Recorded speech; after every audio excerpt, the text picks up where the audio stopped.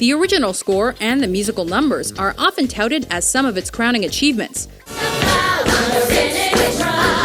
But if that's the case, that's what the soundtrack album is for. Son of a bitch! Number 8. Life of Pi. I think you set the stage. So far, we have an Indian boy named after a French swimming pool on a Japanese ship full of animals heading to Canada. It's the survival story of a young castaway, and practically every critic loved it, because it was a creative project for director Ang Lee. Showing off like a dancer.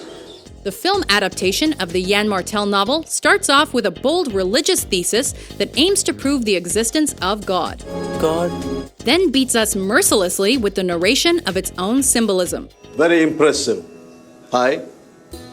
Now sit down. That'd be all well and good if it stayed focused on its themes, but it's also a surreal 3D adventure movie, and a good one. It is a lot to take in. Life of Pi has groundbreaking feats of visual effects work that earned awards, but in general, it's somewhat disorganized and mostly celebrated for its twist ending. So which story do you prefer? Number 7. The Butler. It's a civil rights-related story about a man who grew up on a plantation and ends up serving as the butler to multiple U.S. presidents. So how can this movie not be critically acclaimed? Yeah. This was likely the perspective of the marketing executives that promoted the film's sensitive themes. Oh my God. Critics ate it up, only because they were morally obligated to. Why is he forcing me to do this? While Forrest Whitaker does carry the film with the talent we'd expect of him. I'm Cecil Gaines.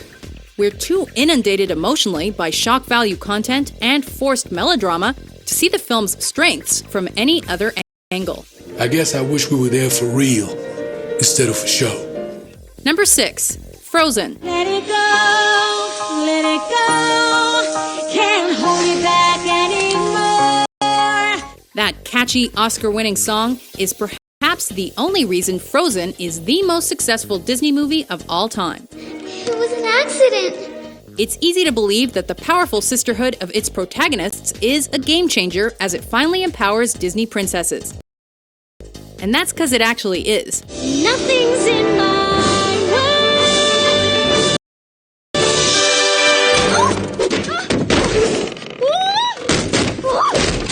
But it takes more than them not needing to be rescued by men to be as revolutionary as the critics keep insisting it is. Yeah, why?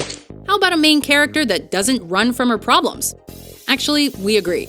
Let it go. Turn away and slam the door. Number 5. Les Miserables. But my friend, you left so early. Surely something slipped your mind. It's an overrated musical that's trying too hard to be creative by recording its actors singing live instead of having them lip-syncing the soundtrack as is done traditionally. Customers appreciate the bon vivant. Like to do a friend a favor.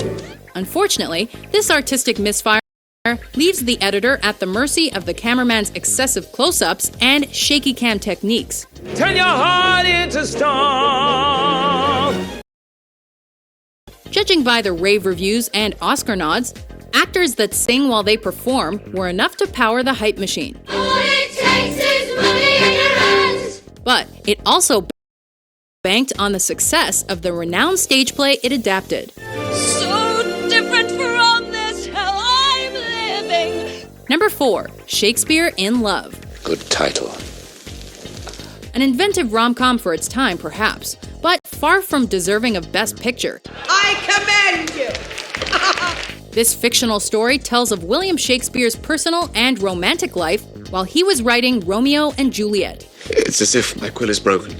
with Gwyneth Paltrow playing his muse. She is always Aphrodite. Aphrodite Baggett, who does it behind the dog and trumpet. Creative and well executed as this was, it's yet another star-powered cast in flamboyant old costumes, Not the billing, the bill. which must have encouraged film critics to put this on a pedestal. Also, the portrayal of Shakespeare as a suave womanizer is biographically inaccurate, I'll be damned if you are. as was the success of his play. Oh, I am fortune's fool. Number 3. Crash. I need to talk to you for a second. The rave reviews were the first mistake. I think he hit his head. The Best Picture Oscar was the second. No, don't touch me. He cheated me this time. A film with condescending social messages about stereotypes, race relations, and prejudice. You thought you saw a white woman blowing a black man that just drove your little cracker ass crazy.